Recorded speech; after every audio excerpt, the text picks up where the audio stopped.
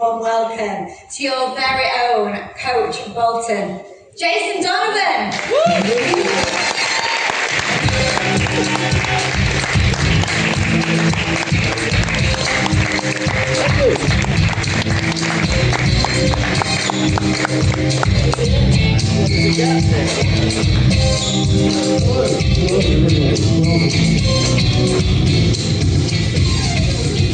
I want to see.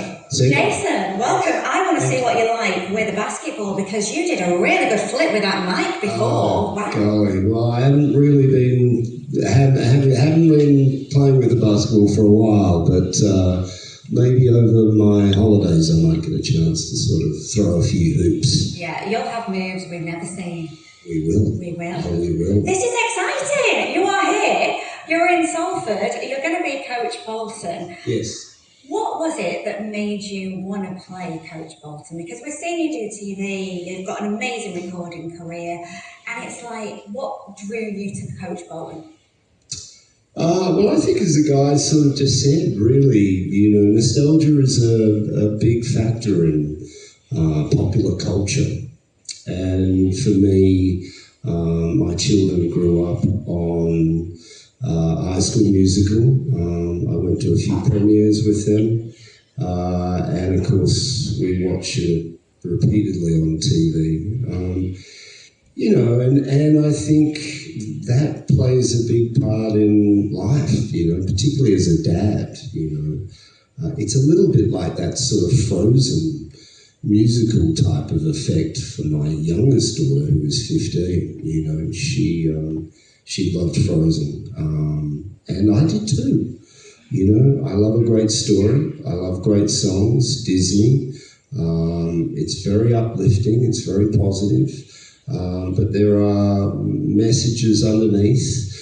But the tunes, I think it all comes down to some great tunes, and again, a great story. And what kind of coach are we going to see?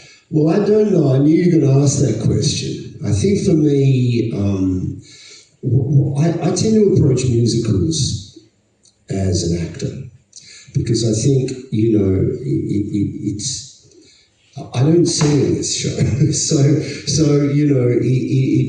I am coming in purely as an actor, but I think it's really important to tell the story, and Coach Bolton in a way sort of throws a bit of a spanner in the works and makes Troy sort of think about what he really wants in his life by default.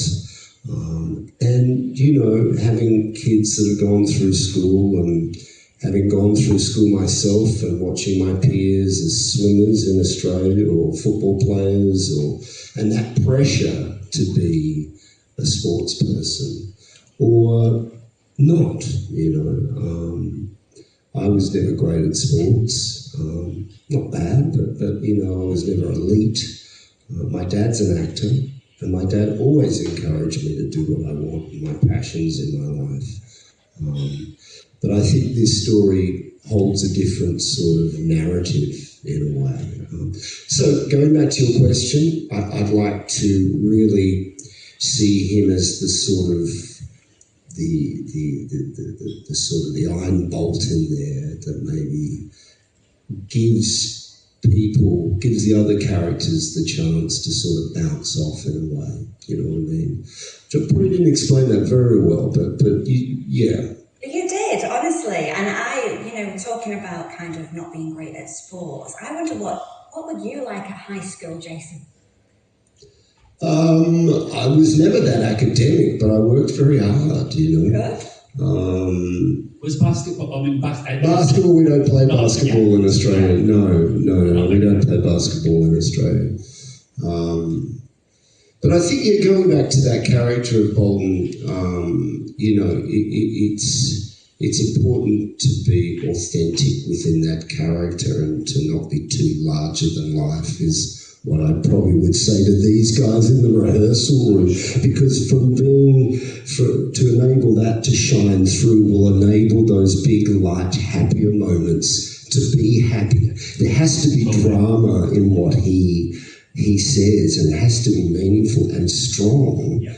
Otherwise, the rest of it will just fall down. I it think will be a lightweight totally. I think experience. there's a real reason why they decided for the stage version just to have those two adult, non-singing adult roles. And I do think it is to bring that element of, you know, how Troy relates to his dad. I mean, that whole complicated father-son relationship thing, it's actually written so well within the piece. Yeah. You can see it playing out in the parallels between him pushing him, you know, in football because he played basketball, and I think that's really important to the journey that Troy goes on as well. And I think that exploring that along with all of the other brilliant things in the show, I'm excited about that. I agree. And I think that's the sort of, if it's all smiles and happy, it doesn't give a chance for the resolve of the piece, which does happen. And your hair. But I know you're more fascinated by my academic results. Well, I was just thinking, God, yeah, I mean, I know you're absolutely fantastic at everything. I thought, I bet he smashed high school. I bet it was more like Gabriella than Troy. No. I was okay. It was okay. Yeah, I just worked hard. How are you excited about coming to Salford? Yeah, I've played Lowry many times, and I haven't stayed in Salford before.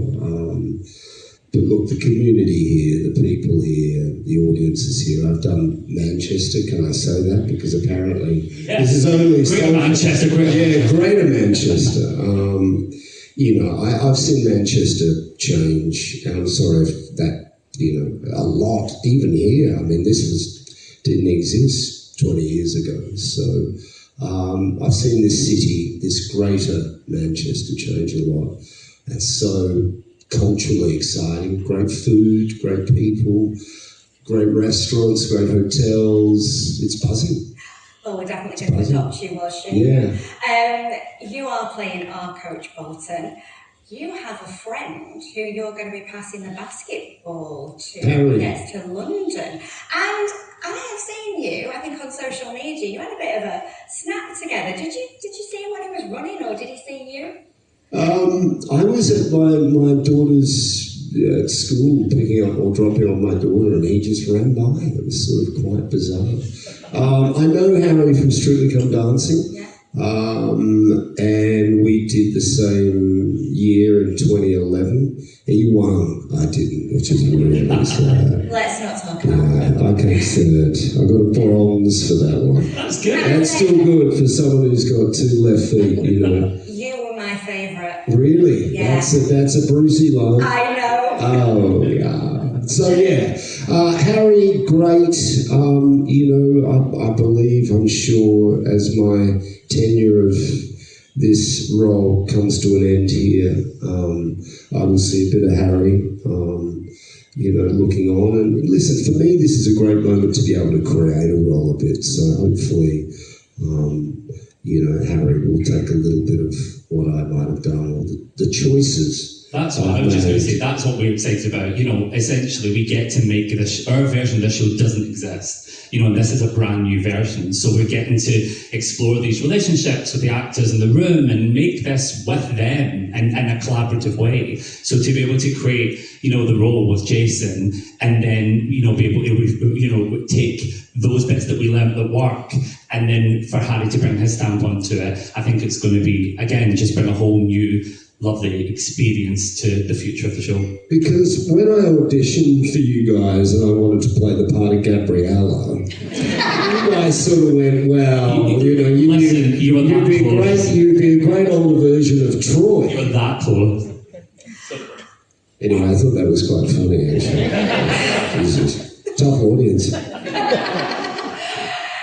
I'm going to ask you something quite random, but there is a song called Stick to the Status Quo, where they talk about, you know, what their secret talents are. Have you got a secret hidden talent, Jason, that we do not know about? Like Zeke had his baking, Martha had a popping and locking. What is it that you do? A popping and locking? Yeah, popping. Oh God. I like to mow lawns. I'm a great lawnmower. Yeah. I love a great lawn. And I'm also really good at having a glass of wine or a rosé on a Sunday afternoon. I don't know whether anyone else experiences That's our hobby. that same sort of. I love that. Yeah. So they're the things I'm good at: mowing my lawn and drinking rosé. Well, we look forward to you mowing your lawn. And surviving very hot English climates, which you guys are struggling with a lot. But I believe the Laura's air conditioned, which is one reason you should all go out there and tell everybody to come and see us from the August 22nd onwards. So, thank you. Thank you. Now time for another song. We're bringing back Troy and Gabriella with the iconic number, It's Breaking Free. Woo!